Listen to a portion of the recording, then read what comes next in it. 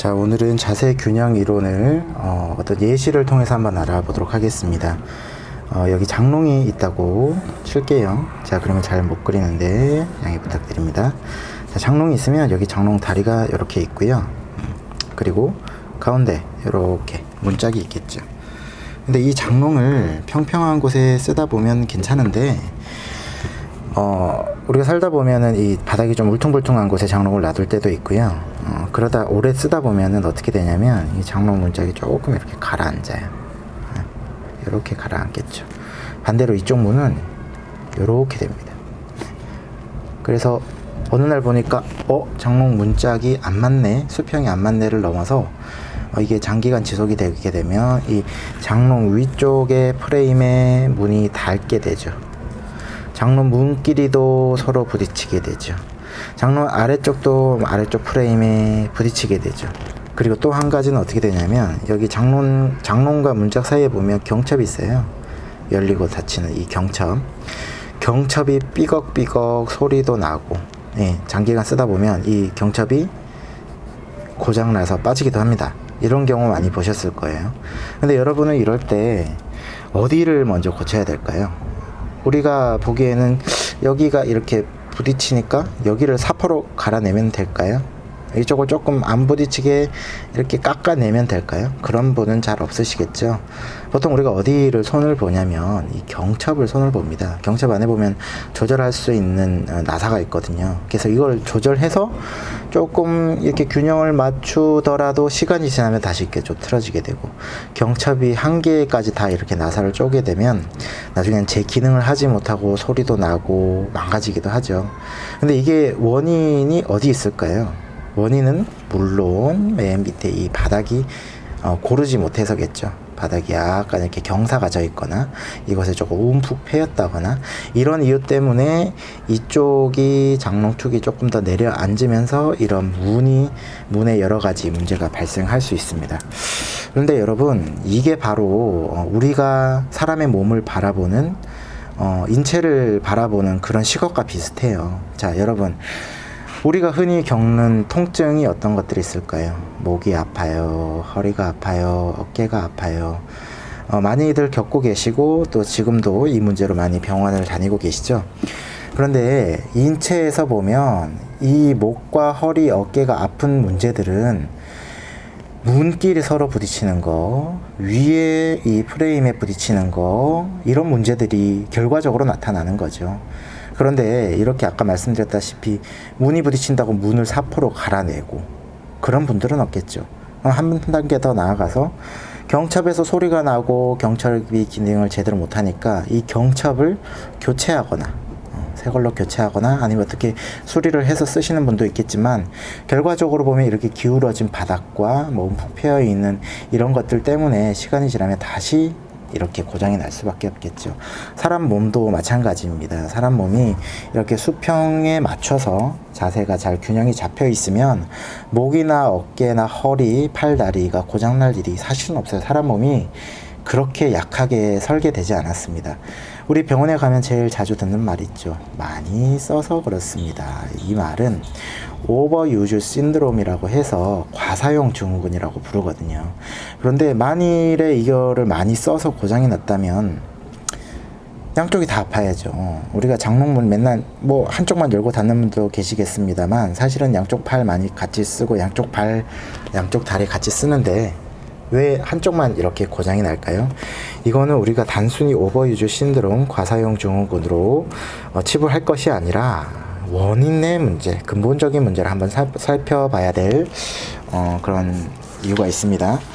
그러면 우리가 요즘에 여러 가지 질문을 하시는 분들이 많이 계신데, 선생님 운동을 해야 될까요?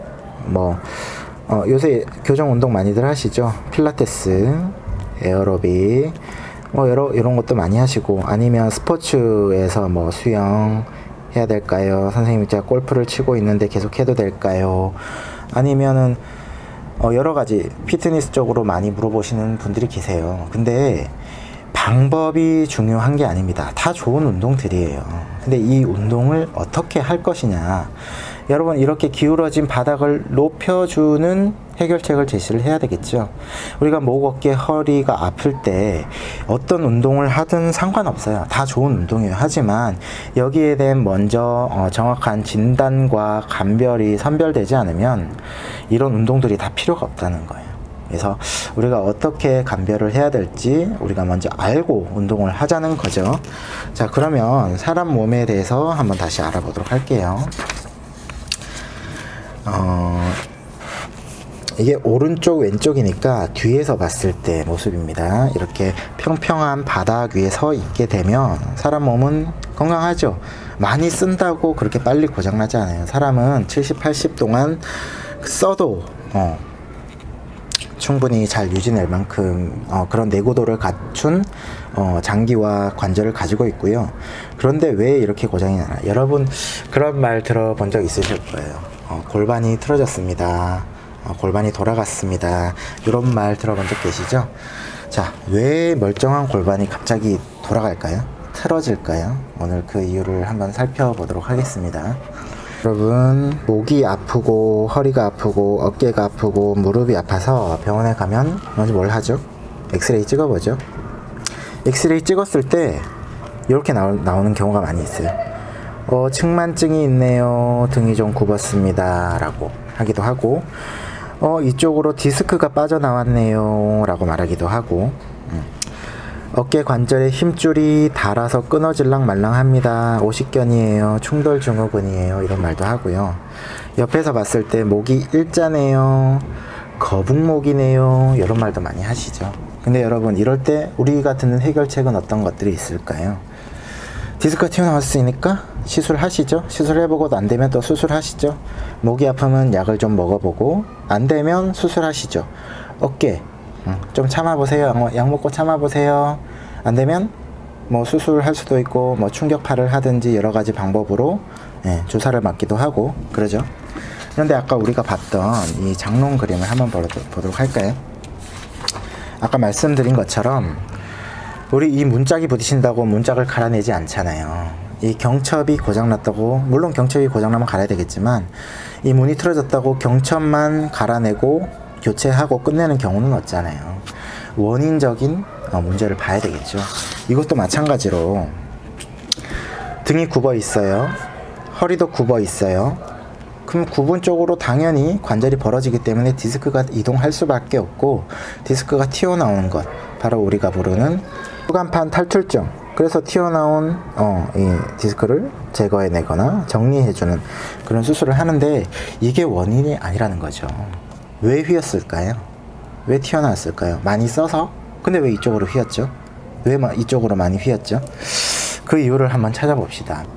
자, 여러분이 교정하는 곳이나 뭐 자세 분석하는 곳에 가보시면 이런 원인들을 얘기해 주는 곳이 있어요. 어떻게 되냐? 자, 어깨는 오른쪽이 조금 더 처졌네요. 고개는 왼쪽으로 꺾여 있네요. 골반은 다시 왼쪽으로 처져 있네요.